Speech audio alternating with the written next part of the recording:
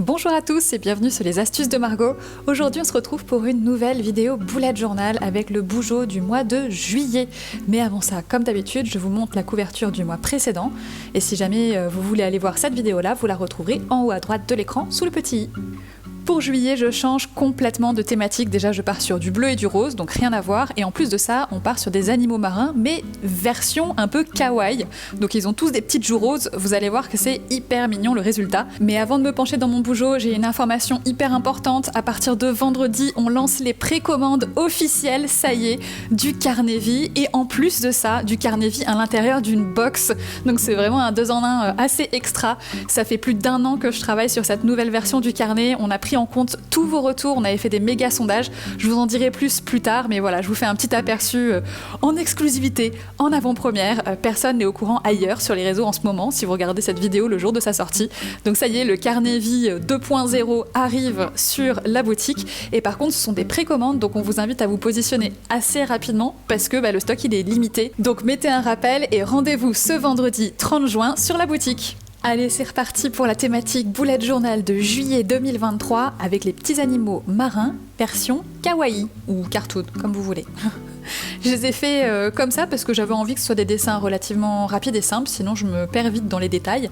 Et puis aussi, j'avais envie d'un petit peu de légèreté, de douceur, de quelque chose de mignon, pas prise de tête. Regardez-moi cette baleine avec son petit sourire, j'adore. Et franchement, j'ai aucun regret du choix de mon thème. C'est aussi la première fois depuis très longtemps que je fais mes traits principaux en pointe 0.2. Je voulais des pointes plus épaisses pour ce côté justement un petit peu cartoon. Et aussi parce que tout à l'heure, vous allez voir que je vais mettre l'ensemble de ces éléments-là en couleur. Donc il fallait quand même que mon trait soit relativement épais pour pouvoir quand même ressortir. Surtout qu'on est sur des variations de bleu, donc pour pas que ça fasse juste un flou, il fallait rajouter un petit peu de définition avec mon trait de stylo. Donc ça c'est un fine liner de chez Staedtler en pointe 02.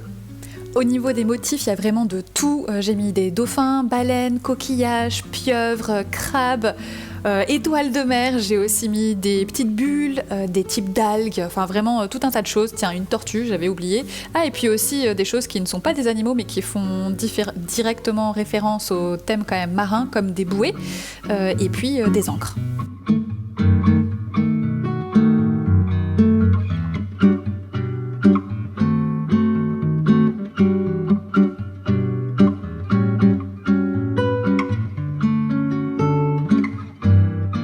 Je passe maintenant à la mise en couleur. J'ai utilisé le set de feutre bleu de chez Faber-Castell que vous avez déjà normalement si vous aviez pris la box l'hivernale, et sinon il est disponible toujours sur la boutique. Ce set il est vraiment hyper bien parce qu'en fait déjà les couleurs vont bien ensemble, donc c'est quand même un gros plus. Mais au-delà de ça, en fait sur notre papier, dans l'organisé, vous pouvez utiliser jusqu'à 4 fois au même endroit le même feutre. Et en fait à chaque fois que vous l'utilisez, ça relâche un peu plus de pigments, comme j'ai fait par exemple sur le bas de la raie. J'ai remis en fait le même bleu au même endroit et ça donne une nouvelle teinte. Ça a lâché plus de pigments et vous pouvez faire ça jusqu'à 4 fois sans que ça passe en transparence.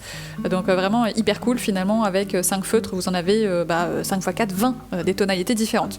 Ce qui est un truc de fou quand même quand on y pense. J'ai bien pensé à laisser des espaces vides pour faire les petites joues roses. C'est ça qui fait que c'est encore plus mignon parce qu'on a l'impression qu'ils sont tous tout heureux et qu'ils rougissent. J'adore personnellement. Et une fois que tout ça c'était bien sec, je suis venue avec un feutre blanc, enfin un stylo blanc qui lâche en fait de la peinture blanche, rajouter des effets de relief, de brillance, ce genre de choses là, pour donner un peu plus de vie encore au dessin. Je prends même le temps de colorier le fond parce que je trouve que ça fait ressortir encore plus, et toujours dans l'idée de faire ressortir encore plus ces dessins-là, je prends une pointe cette fois en 0.8 de chez Staedtler, toujours, c'est un set de feutre qui est bien pratique, et je viens cercler l'ensemble, comme ça on a presque l'impression qu'on regarde à travers un hublot, même si évidemment c'est pas le cas, et c'est pas... voilà, c'est juste l'esprit on va dire, ça me donne l'impression d'avoir une fenêtre, une ouverture vers ce monde un petit peu fantastique, marin. Ensuite j'ai fait des tests d'écriture et puis j'ai pas aimé comment j'ai écrit juillet comme ça, je voulais quelque chose de beaucoup plus simple, beaucoup plus sobre, et finalement j'ai trouvé cette typo là beaucoup plus classique, un peu plus bâton. Je pense que ça contraste plutôt bien avec le côté très arrondi du reste de l'illustration. Et du coup, ça passe plutôt bien ensemble. Pour la double page suivante, on passe à l'organisation, parce que c'est un petit peu le sujet quand même du bullet journal à la base. Il se trouve qu'après on s'amuse en rajoutant plein de dessins ici, mais on n'en est pas obligé du tout. Sur la page de gauche, je fais 3 zones pour mes objectifs personnels, professionnels et puis la conclusion que j'aurai sur le mois. Et sur la page de droite, je prévois en fait mon calendrier de l'ensemble du mois de juillet. Ensuite, je viens délimiter les différentes zones. J'ai utilisé le feutre bleu qui est à l'intérieur du set aussi de Faber-Castell. Là c'est une pointe très très fine, une pointe fine dure, alors que les autres sont vraiment des feutres avec une pointe calligraphie, donc type pinceau. Et en même temps, si vous avez déjà des Tombow par exemple, c'est une pointe dans le même esprit, mais beaucoup plus petite, beaucoup plus courte et beaucoup plus fine. Donc ça donne pas les mêmes rendus en fait. Vous pouvez écrire beaucoup plus petit en calligraphie avec les Faber-Castell qu'avec les Tombow. Et inversement, du coup, si vous voulez faire des grandes calligraphies, les Tombow seront plus indiqués. Ensuite, dans le fond, je m'amuse à repositionner tous les petits dessins que j'ai pu faire précédemment, mais de façon beaucoup plus éparse, parce que sinon ça m'aurait pris vraiment beaucoup trop longtemps. Donc j'en ai fait un petit peu moins et j'ai réparti sur l'ensemble des 2 pages.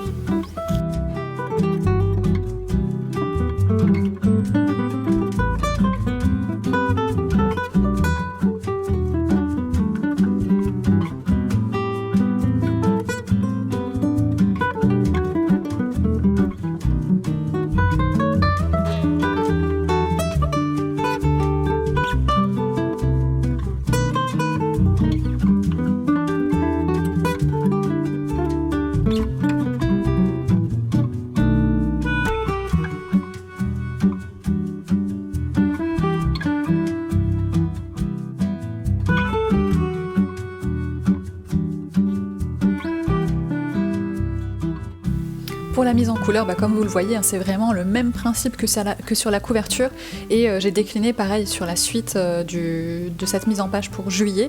Je voulais quelque chose de vraiment simple, mignon et vraiment cohérent, donc le plus simple c'était encore de reprendre les mêmes dessins. Je ferai une planche de stickers sur cette thématique-là, si jamais vous voulez avoir la même chose dans votre carnet, ça sera tout à fait possible. Évidemment, dans le calendrier, je suis venue rajouter les dates, parce que sinon c'est moins pratique. Et puis, vous verrez par la suite que dans les sections perso, pro et conclusion, j'ai rajouté aussi des lignes bleues, parce que je trouvais ça un petit peu vide avec un deuxième regard. Vraiment, je me suis décidée à toute fin, et vous verrez que ça fait une grosse différence, l'air de rien. Ah, j'ai rajouté un effet de relief aussi avec une ombre sur le côté droit bas des différentes sections, parce que pareil, je trouve que ça les fait ressortir plus. Pour la double page suivante, j'ai décidé de faire sur la page de gauche un tracker d'habitudes. Je vais suivre 4 habitudes différentes que je souhaite soit poursuivre, soit mettre en place. Soit sur lesquelles il faut que je continue à travailler parce que ce sont des choses que j'oublie de faire et c'est pas très bien. Par exemple, bien boire 2 litres d'eau, surtout quand il fait très très chaud. Donc j'ai décidé de poursuivre mon habitude au niveau de la danse. Si vous me suivez sur Instagram, vous avez vu qu'en ce moment je fais plein de workouts de danse, que ça me réussit très bien. D'ailleurs, j'en ai pas parlé, mais ça doit faire 3 semaines que j'ai commencé. Et l'air de rien, j'ai perdu presque 2 kilos. Donc, et surtout, je m'amuse parce que c'est pas tout de se remettre en forme. C'est encore mieux de trouver quelque chose qui vous plaît vraiment. L'autre avantage du coup aussi, c'est que j'ai moins mal aux jambes parce qu'avec la chaleur j'ai un mauvais retour veineux, vraiment c'est une vidéo bougeot mais je vous parle même de mes veines, et sinon j'ai tendance à avoir vite un problème de jambes lourdes, donc de bouger comme ça et d'avoir perdu un petit peu de poids, ça m'a vraiment beaucoup soulagée, donc ça peut être une piste à explorer si comme moi vous avez vite mal aux jambes en été à cause de la chaleur. Pour cette page-là, autrement, en principe, j'ai reproduit des petits calendriers, donc c'est exactement le même nombre de cases que précédemment avec la même répartition.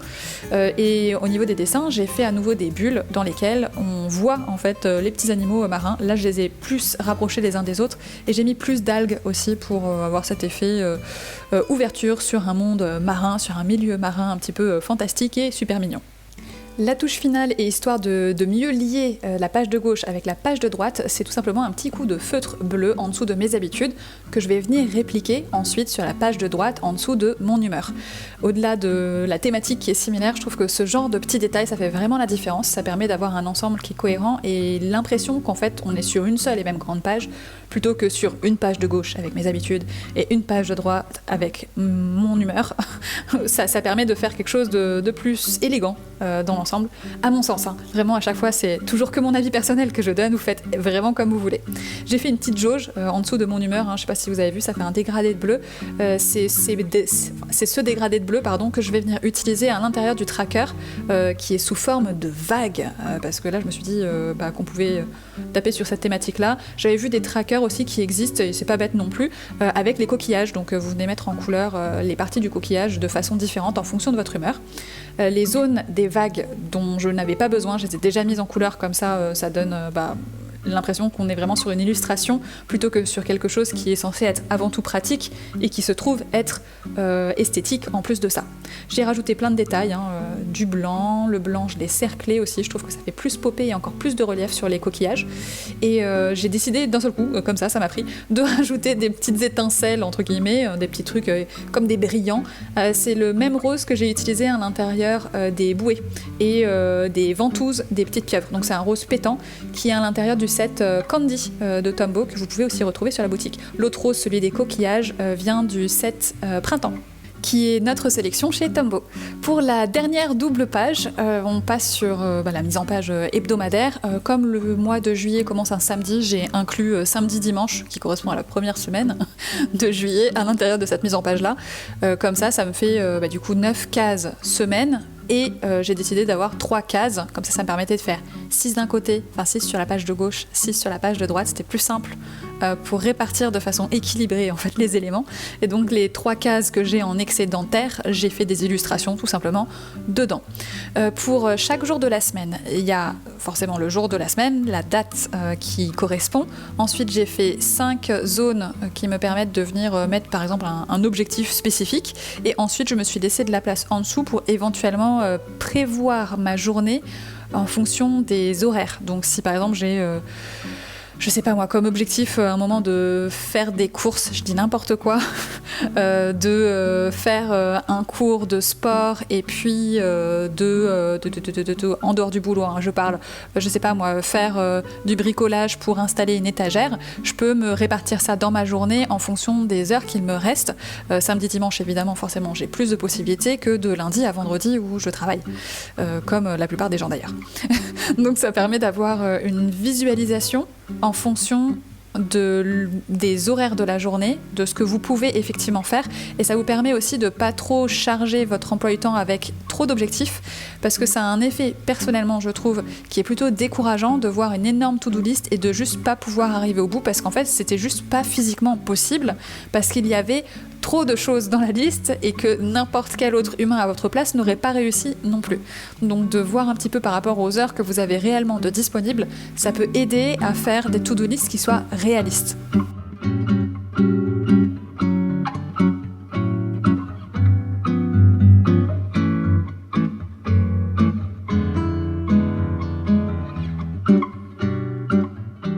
Comme je vous le disais au début de la vidéo, c'est à ce moment-là que je me suis dit qu'il manquait en fait des lignes bleues à l'intérieur de Perso Pro et Conclusion. Et voilà la mise en page de mon mois de juillet 2023. J'espère que ça vous plaît et que ça a pu vous inspirer un petit peu. Moi je suis fan du rendu, il est simple, mignon, drôle, ça me fait sourire quand je vois les petites baleines toutes mignonnes avec leurs joues roses là. J'aime bien aussi la partie mes habitudes et mon humeur, ça me fait un tracker d'humeur que j'avais pas fait depuis très longtemps. Et je pense que j'en ai besoin un petit peu en ce moment parce que c'est un peu les montagnes russes. Et voilà, j'espère que ça a pu vous inspirer. Si jamais c'est le cas, n'hésitez pas à laisser un pouce vers le haut, à vous abonner et à activer la cloche. Et moi je vous dis à très bientôt avec une nouvelle vidéo, mais surtout, bon bullet journal. Et puis rendez-vous vendredi 30 juin pour le lancement des précommandes pour le carnet de vie et la nouvelle box. À bientôt!